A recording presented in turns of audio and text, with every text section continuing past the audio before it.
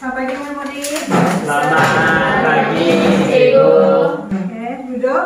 Terima kasih, Cikgu. Hari ini sehat? Sehat. Sehat juga. Bagus kalau sehat. Jadi, semua hari ini hadir semualah? Hadir. Oke, bagus. Nampaknya total kehadiran ini semua hadir. Jadi hari ini cikgu nak tanya kamu. Apa yang kamu faham apabila melihat perkataan etika? Apa yang kamu faham? Peraturan. Peraturan? Oke, betul Fabian? Kesopanan. Peraturan. Kesopanan. Kesopanan. Disiplin. Disiplin. Siapa lagi? Tata susila. Tata susila. Victoria, satu apa? Kesantunan.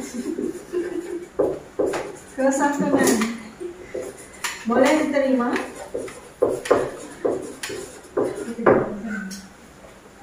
Nampaknya apa yang kamu paham tentang perkataan etika nih ada kaitanlah dengan perkataan etika, betul ya? Peraturan etika.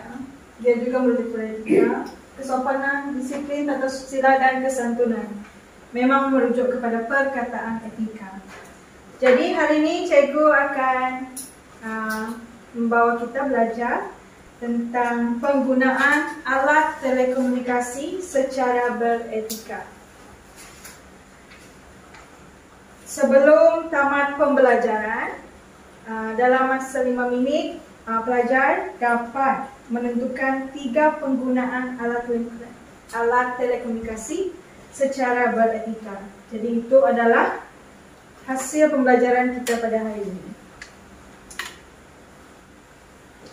Etika, perkataan etika. Jesslyn, boleh tolong baca apa itu etika? Mana-mana? Etika merujuk prinsip dan tata cara moral atau nilai-nilai akhlak, yaitu adab dan sopan santun yang menjadi pegangan seorang individu atau sesuatu kumpulan manusia. Oke, terima kasih Jesslyn. Jadi seperti yang kita dah dengar tadi, etika ni dia merujuk kepada Prinsip dan tata cara moral, ya, atau nilai-nilai akhlak, ya, yang diamalkan atau menjadi pegangan seseorang individu atau kumpulan kumpulan manusia. Ya, betul. Jadi di sini cikgu akan menerangkan 8 penggunaan alat telekomunikasi secara beretika. Yang pertama adalah hargai hasil karya orang lain dan tidak melakukan aktiviti plagiat. Di sini cikgu ingin highlightkan perkataan plagiat. Apa yang kamu faham tentang perkataan plagiat? Ada siapa faham? Boleh kongsi dengan kelas? Plagiat. Meniru karya orang. Meniru karya orang, betul Jesslyn? Mengambil karya orang dan jadikan sebagai karya diri sendiri. Ya, betul Fabian. Atau lebih spesifik lagi, plagiat ini adalah hasil mencedok karya atau tulisan orang lain yang disiarkan kembali sebagai karyanya sendiri. Maksudnya dia ambil karya orang tu, dia buat macam karya orang tu macam karya dia sendiri. Macam itulah maksud plagiat ni. Plagiat ni selalu digunakan ketika Selalu berlaku pasti. Ya, selalu berlaku terutamanya dalam penulisan lah yang selalunya. Suatu apabila kita menulis sesuatu penulisan tu, kita mesti kreditkan ataupun kita tulis balik nama orang yang menghasilkan karya yang kita rujuk dulu.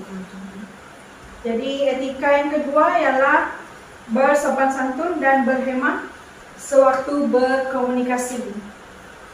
Dari perkataan bersopan santun, apa yang kamu fikir? Bersopan santun. Kita menggunakan kata-kata yang sopan, Oke, betul, sangat betul, Mauri. Selain itu bersopan santun yang merujuk kepada Kita adab, menunjukkan adab yang mulia.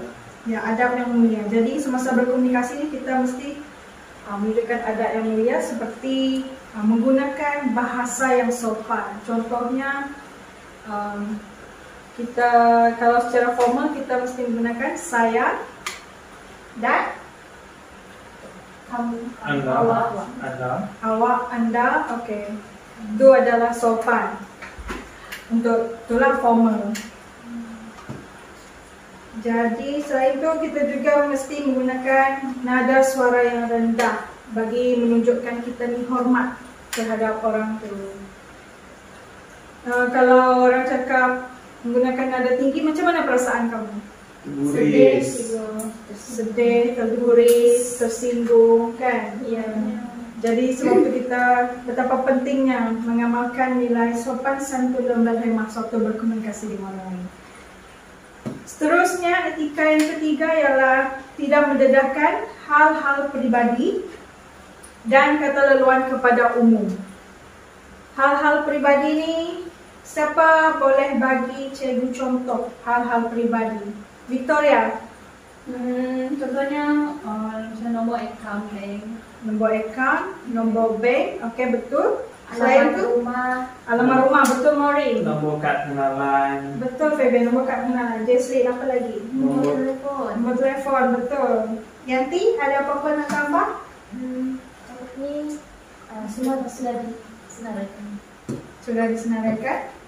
Selain itu gambar juga, ya, salah satu hal-hal pribadi yang tidak boleh kita sebarkan sewenang-wenangnya, terutamanya kepada individu yang tidak kita kenal. Karena sekarang ni teknologi dah moden, jadi orang boleh ambil muka kamu tu, orang edit untuk buat konten-konten ataupun maklumat yang itulah tidak elok tentang diri kamu. Boleh faham di situ? Boleh. Ada soalan? Tak ada, Jelas. jelas cikgu. Kalau jelas, kita beralih kepada etika yang seterusnya, itu etika keempat. Kenal pasti kebenaran dan kesahihan sesuatu berita dalam internet. Etika yang keempat ini sangat penting ya bagi mengelakkan berlakunya penyebaran berita palsu. Jadi pada pendapat kamu, bagaimana kita dapat mengenal pasti kesahihan sesuatu maklumat itu? Siapa boleh, ada siapa nak bagi pandangan di dalam kelas? Okey, Yanti. Mengenal pasti sumber yang sahih seperti akhbar ataupun berita. Ya betul Yanti, terima kasih kerana mencuba. Untuk mengenal pasti kesahihan suatu maklumat ini kita perlu merujuk sumber yang sah. Ya, sahih ataupun sah, boleh juga murid. Seperti surat khabar, berita dan portal rasmi kerajaan. Jadi kalau kamu terima apa-apa maklumat dari WhatsApp macam tu, kamu jangan terus sebar. Kamu mesti macam kira-kira jadi detektif dahululah. Kamu siasat-siasat betul ke tidak maklumat tu. Kalau betul baru kamu boleh sebarkan kepada orang lain. Okey, seterusnya etika yang kelima iaitu elakkan daripada mengganggu dan merosakkan sistem komunikasi orang lain. Mengganggu dan merosakkan sistem komunikasi orang lain ini dia bermaksud perbuatan menggodam sistem komunikasi orang lain. Contohnya, ada orang dia menghantar virus pergi peranti komunikasi kamu seperti telefon, laptop.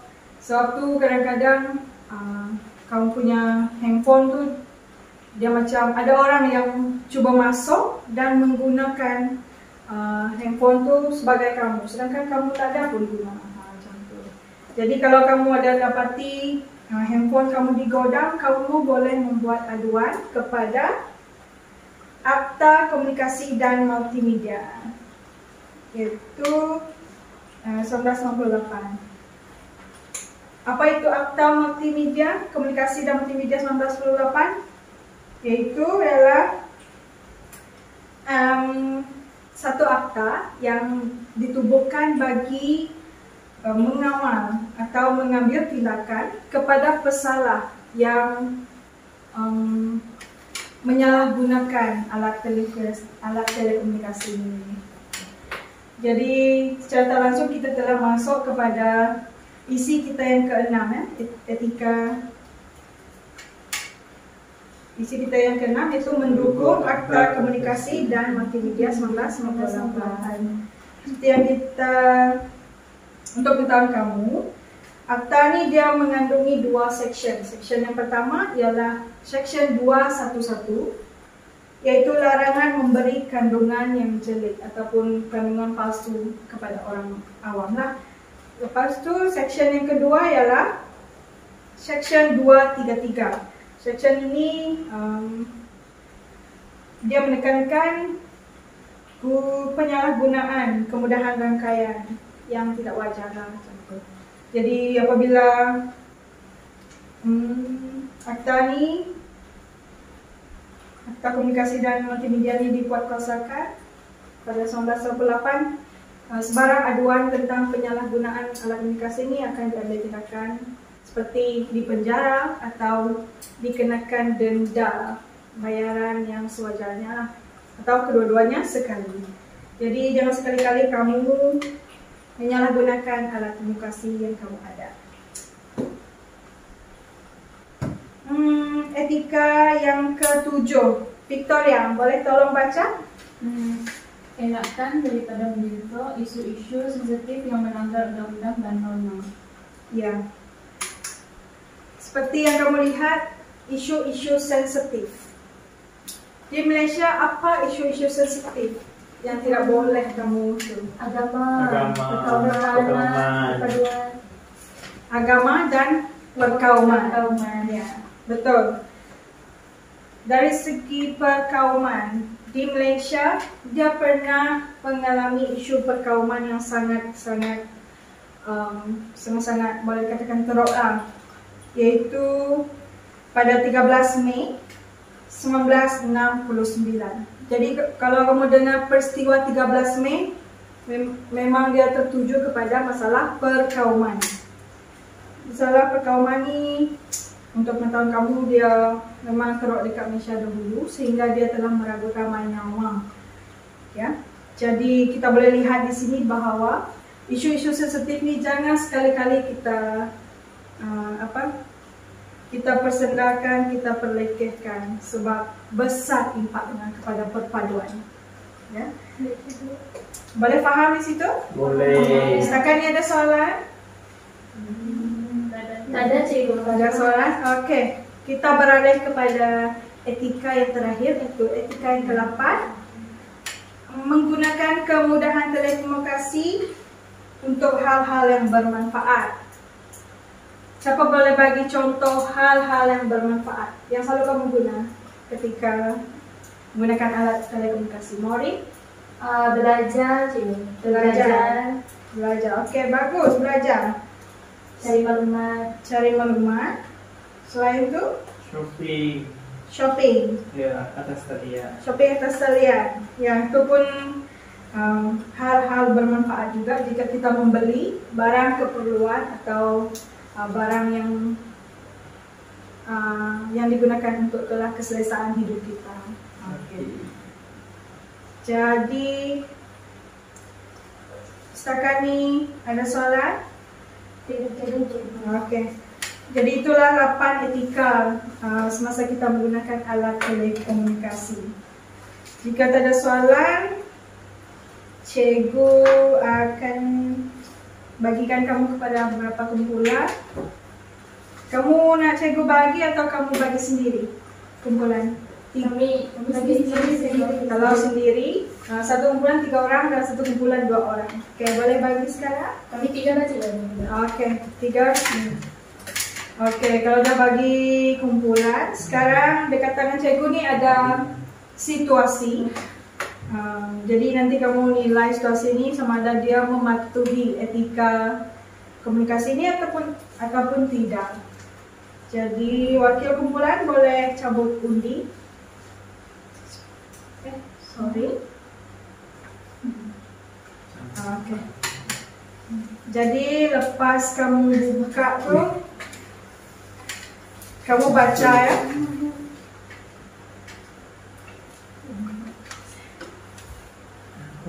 Kamu bincang antara kamu ya. Cikgu bagi 3 menit cukup? Cukup sih dong, cukup. Oke. Kalau tak paham boleh tanya cikgu. Kumar buka dari di gambar boleh Gitu. dari gambar deskripsi Shanti. Shanti yang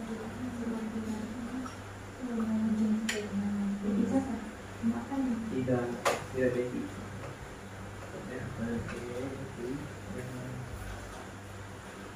sebab mencoba privasi.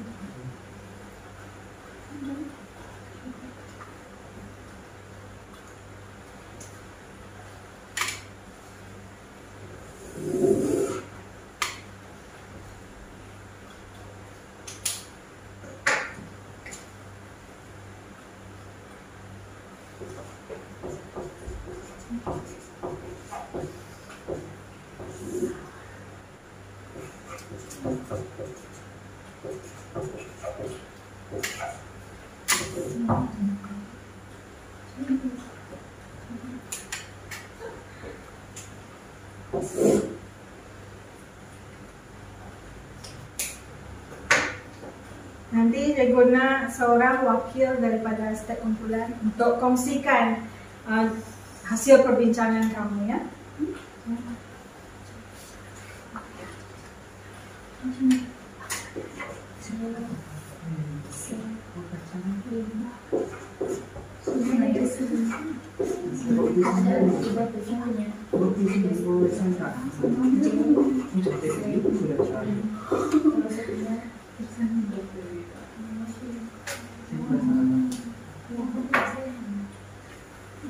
Udah siap? Nah, Oh, cepat kamu. Bagus. Oke, sekarang saya minta wakil setiap grup untuk kongsikan pendapat tentang perbincangan kamu tadi lah. Kumpulan mana dulu? Kumpulan kami. Oke, bagus. Volunteer.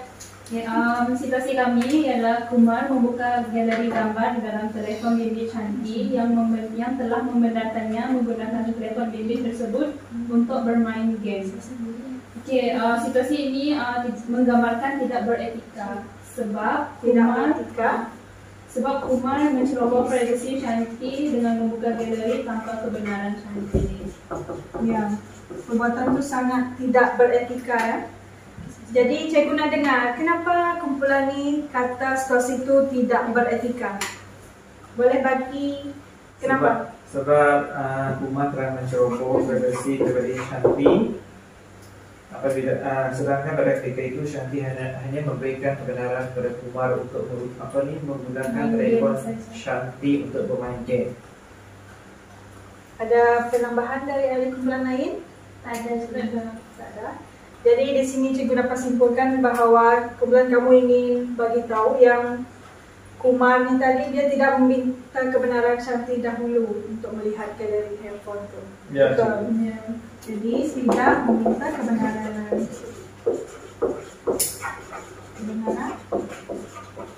terlebih dahulu.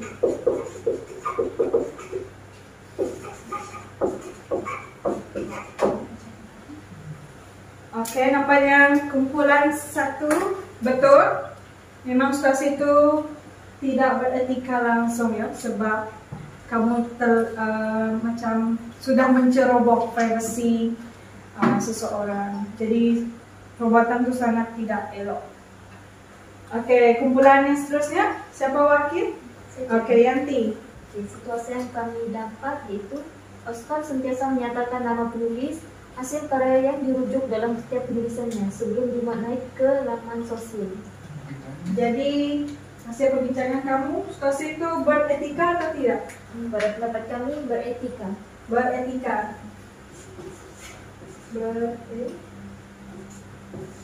Kenapa kumpulan kamu mengatakan itu beretika?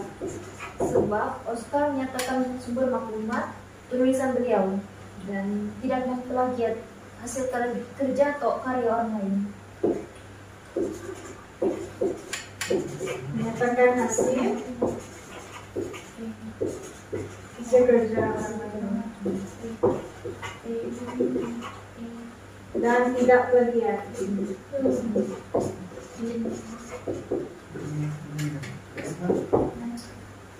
Ya, nampaknya kumpulan ini pun betul. Memang situasi tersebut menunjukkan dia beretika sebab dia tidak mengambil hasil karya orang sewenang-wenangnya, malah dia memberi kredit kepada penulis ya, pemilik asli karya tersebut. Jadi dia tidak meniru dari situ. Jadi memang dia sangat beretika. Oke, bagus kumpulan, dua kumpulan. Tepuk tangan. Ya, sangat bagus. Jadi untuk situasi yang kamu tak cabut ni, kamu nak tahu tak apa situasi dia? Nak cikgu. Nak tahu? Oke, kalau macam tu cikgu baca dengan bagus ya. Kak ada berhenti nak baca? Tak, cikgu. Tak ada? Oke, cikgu baca. Suraya berkenalan dengan Amir di Facebook sejak 2 hari lepas. Namun, Suraya berasa sudah lama mengenal Amir. Hal ini demikian menyebabkan Suraya memberi nombor telefon bimbit dan alamat rumahnya kepada Amir. Dapat tangkap di situ? Dapat. Oke. Jadi, pada pendapat kamu, setelah mendengar situasi ini, beretika, adakah Surayani mengamalkan etika penggunaan alat telekomunikasi? Tidak. Tidak. Ya, Kenapa dia tidak mengamalkan etika tersebut? dia mendedahkan hal-hal pribadi dia. Ya, Ya. dia mendedahkan hal pribadi dia Dia kepada mengisi data-data dengan orang yang baru dia orang yang kenal. baru dikenal. Ya, betul. Sangat betul ya. Jesslyn, Maureen, Fabian, Yati, sangat betul. Memang Surayani dia mendedahkan identiti dia lah kepada orang yang baru dia kenali. Sedangkan mereka tahu Amir ni jahat ke, nanti Amir pergunakan dia punya maklumat. Jadi dia akan memudaratkan pribadi Surayani. Bagus ya, nampaknya kamu memang faham etika penggunaan alat komunikasi ini. Jadi sekarang cikgu nak kamu jawab beberapa soalan. Cikgu nak kamu jawab soalan ini secara individu. Boleh? Boleh. Cikgu bagi masa 3 minit cukup? Cukup. Okey. Boleh mula sekarang. Kalau boleh jangan bincang dengan kawan ya. Buat sendiri dahulu.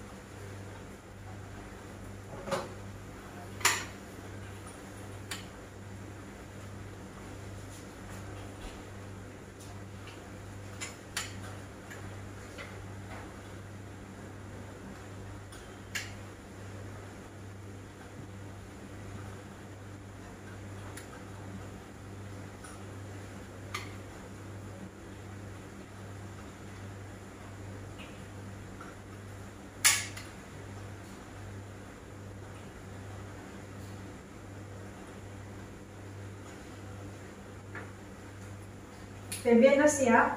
Dah cikgu. Cepat Fabian. Kejap ya, kita tunggu kawan yang lain.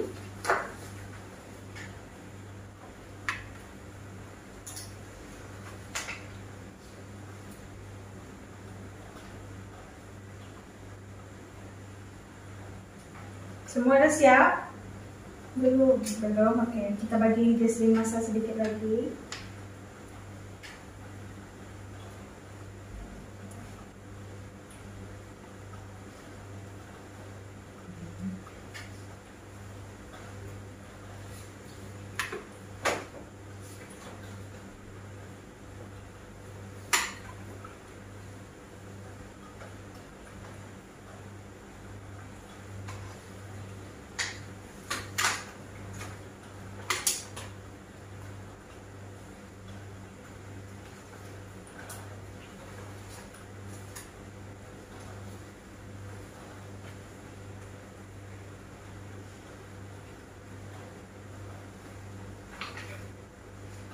Jesslyn, dah siap?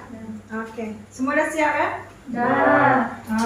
Okey, kalau dah siap, mari kita sama sama-sama. Boleh tukar kertas kamu dengan kawan kamu, kawan di sebelah.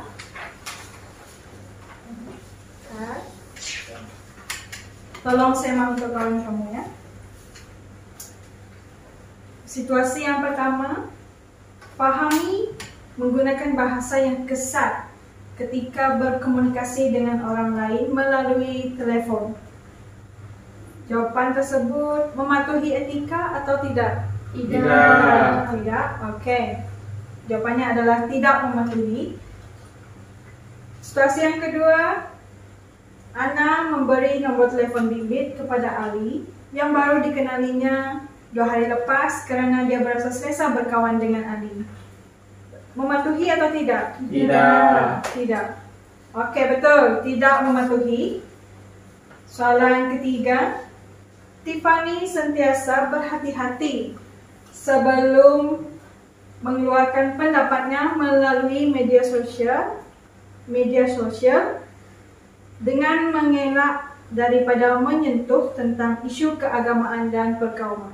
Jadi rasa-rasanya Tiffany ini mematuhi atau tidak mematuhi? Mematuhi.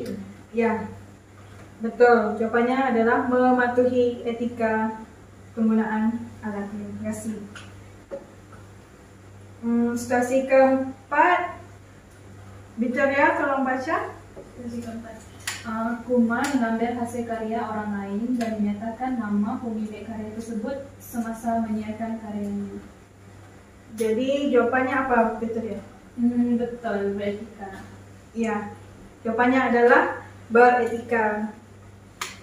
Situasi kelima, Cikgu Yanti tolong baca. Swimming menyebarkan tentang penularan wabak denggi di kawasan sekolah seperti yang diceritakan oleh kawan rapatnya melalui aplikasi WhatsApp. Tidak mematuhi. Tidak mematuhi. Ya, betul. Jawapannya adalah tidak mematuhi.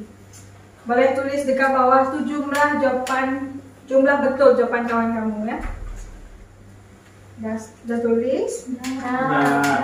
Cikgu kamu angkat tangan kalau kawan kamu jawab 5/5. Bagus. Okey, turun tangan. Kalau kawan kamu jawab dapat jawab 4/5, angkat tangan. Okey, bagus. Siapa Yanti? Victoria, Cikgu. Victoria. Okey. Nampaknya majoriti kamu semua dapat jawab dengan betul 5/5 ya. Bagus, tahniah cikgu ucapkan. Bagi yang tidak dapat menjawab 5/5, boleh usaha lagi lain kali. Tapi secara keseluruhan memang pencapaian kamu sangat bagus. Jadi di sini cikgu sebelum kita beralih menutup sesi kita hari ini, cikgu akan bagi kamu tips ataupun etika ketika berkomunikasi dengan orang lain secara dalam atas talian.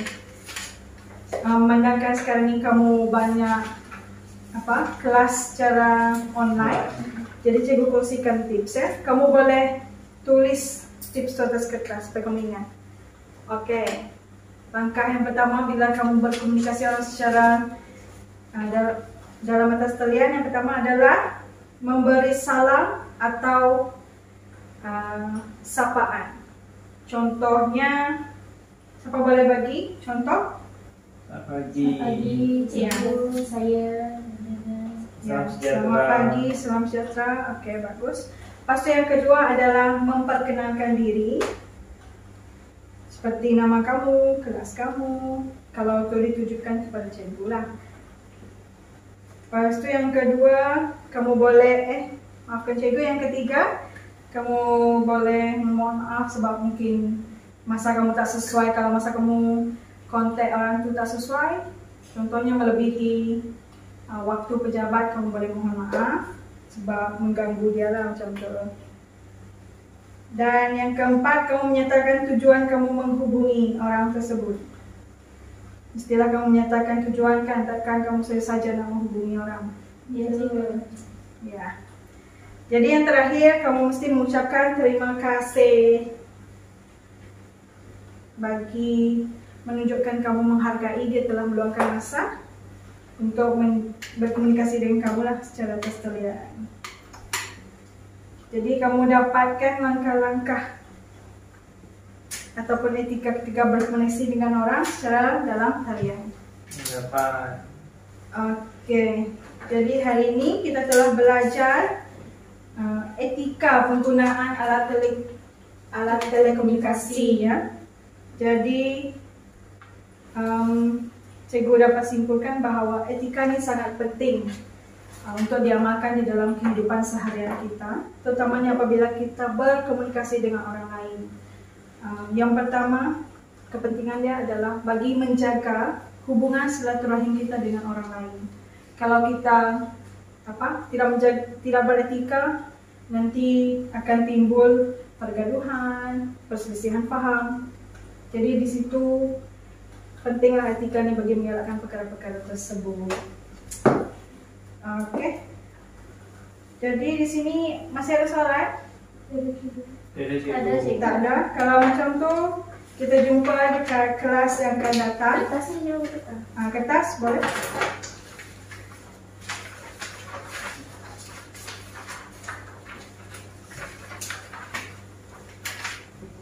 Oke, kita jumpa pada kelas yang akan datang. Terima kasih kelas. Terima kasih, cikgu.